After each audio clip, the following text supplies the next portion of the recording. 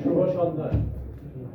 আমার মনে হয় যে আজকে আমরা এখানে যে সমবেত হয়েছি এটা কোনো খুব প্রীতিকর পরিস্থিতি নয়।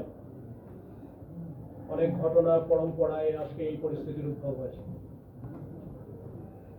আমি বেশি ভূমিকা করতে চাই না, এর পিছনে বেশ একটা লম্বা সময়ের বিভিন্ন ঘটনা আছে। সেই ঘটনার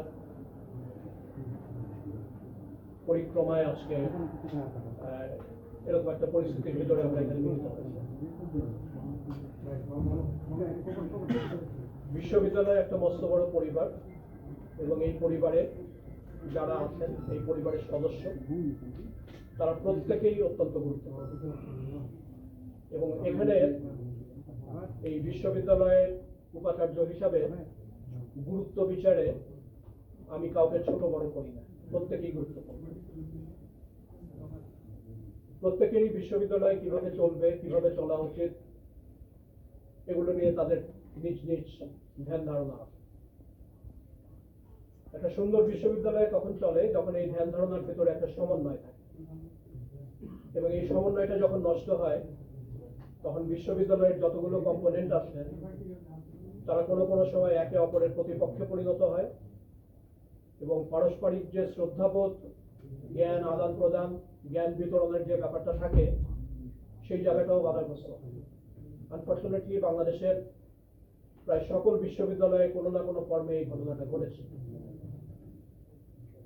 এটার পেছনে অনেকগুলো কারণ আছে। একটা হলো প্রকৃত সুশিক্ষায় শিক্ষিত না হওয়া, ব্যক্তি স্বার্থকে সামষ্টিক স্বার্থের উপরে মূল্য দেয়া, এবং সার্বিকভাবে আমি বলবো যে বিশ্ববিদ্যালয় সম্পর্কে যে কনসেপ্ট সেই জায়গাটাতেই ঘাটতি থাকা। তো এগুলো সবকিছু মিলেই একটা সংকটময় মুহূর্ত তৈরি হয় এবং তৈরি হয়েছে। 5ই আগস্টের পরে বাংলাদেশের যে প্রেক্ষিত, এই প্রেক্ষিত সম্পূর্ণ আলাদা। এটা উপলব্ধি করতে অনেকেরই সমস্যা হয়েছে এবং এখনো সমস্যা হচ্ছে। আমরা একটা নতুন সম্ভাবনা এবং সংকটের দ্বার প্রান্তে আছি, যেটা থেকে উত্তরণ এবং সুন্দর ভবিষ্যতের জন্য আমাদের সবাইকেই নতুন করে চিন্তা করতে শিখতে হবে। পুরাতন ধ্যান ধারণা এই দেশের জন্য খুব কল্যাণ বয়ে আনেনি, সবাইকেই নতুন করে চিন্তা করতে হবে, সেটা ছাত্র, শিক্ষক, কর্মচারী, কর্মকর্তা, প্রত্যেক। এবং যদি আমরা সেটা না করতে পারি তাহলে বারবার আমাদের সামনে সংকট হবে।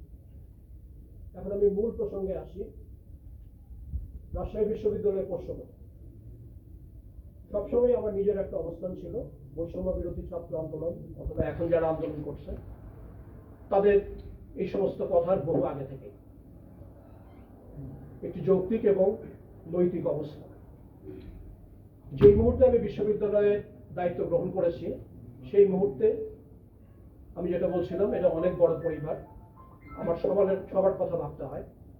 একই সাথে আমি সম্পূর্ণ নিয়ম কানুনের যে বেড়াজাল আছে সেটাতে আবদ্ধ এবং আমি নিয়ম কানুনকে শ্রদ্ধা করি এবং আমি এটা মনে করি যে প্রসেস মেনটেন করাটা অসম্ভব জরুরি। আমি নিজে কি ফিল করি তার চেয়ে অনেক বেশি গুরুত্বপূর্ণ হচ্ছে যে বিশ্ববিদ্যালয়ের বিদ্যমান নিয়ম কানুনের প্রতি শ্রদ্ধাশীল থাকা। এরই পরিক্রমায় আমাদের বিশ্ববিদ্যালয়ে যে কোটার ব্যাপারটা আছে সেটা নিয়ে ছাত্রদের কোনো রকমের দাবি দেওয়ার আগেই আমরা কিছু পদক্ষেপ গ্রহণ করি, একটা কমিটি তৈরি করে দিই। সেই কমিটি যে প্রস্তাবনা আসে, যেহেতু আমার সহকর্মীদের কাছ থেকে প্রস্তাবনা এসছে, এটা ভর্তি উপকমিটিতে এটা আলোচিত হয়। তারপরে যখন মূল ভর্তি কমিটিতে যায়, আমি ব্যক্তিগতভাবে ফিল করেছি যে এটা যথেষ্ট নয়, এটার আরও সংস্কার প্রয়োজন, কিন্তু কমিটিতে সেটা গৃহীত হয়।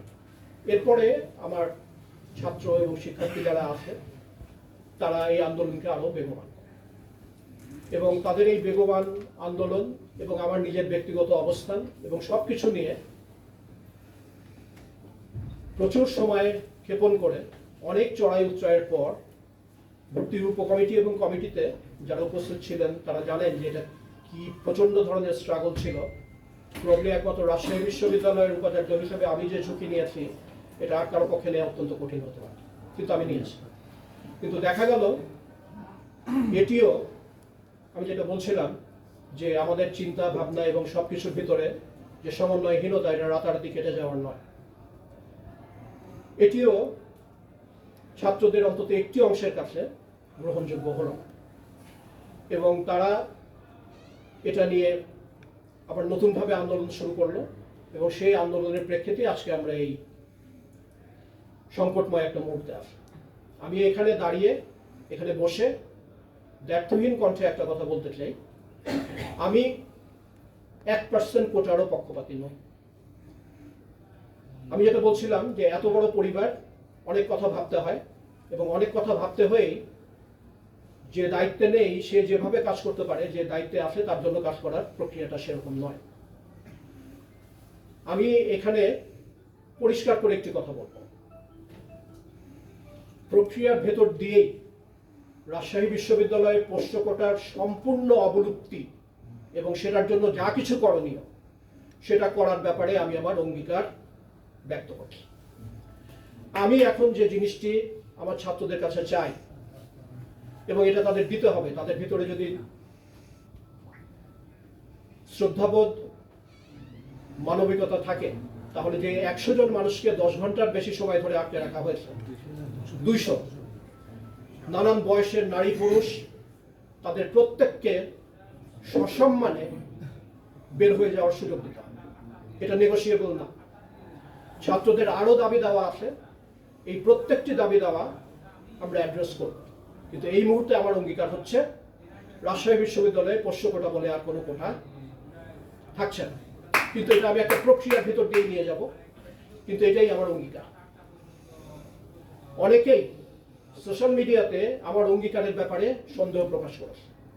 আমি তাদের ব্যাপারে পরিষ্কার করে বলি, আমার সমস্ত জীবন যদি কেউ দেখে তাহলে মিথ্যা আশ্বাস দেয়া বা মুখে এক মনে এক এর কোনো নজির নেই। শুধুমাত্র যারা আমাকে চেনে না অথবা যারা সত্য ভাষণে অভ্যস্ত না তারাই আমার কথায় সন্দেহ পোষণ করতে পারে।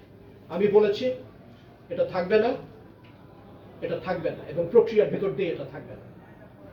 এরপরে যদি তোমাদের কিছু বলার থাকে তোমরা বলতে পারো, কিন্তু আমার যে কমিটমেন্ট, সেই কমিটমেন্টের জায়গা থেকে আমি বলবো যে এই যে 200 মানুষকে কষ্টের ভিতরে ফেলা হয়েছে, এই কষ্ট থেকে তাদেরকে মুক্ত করতে হবে। ধন্যবাদ।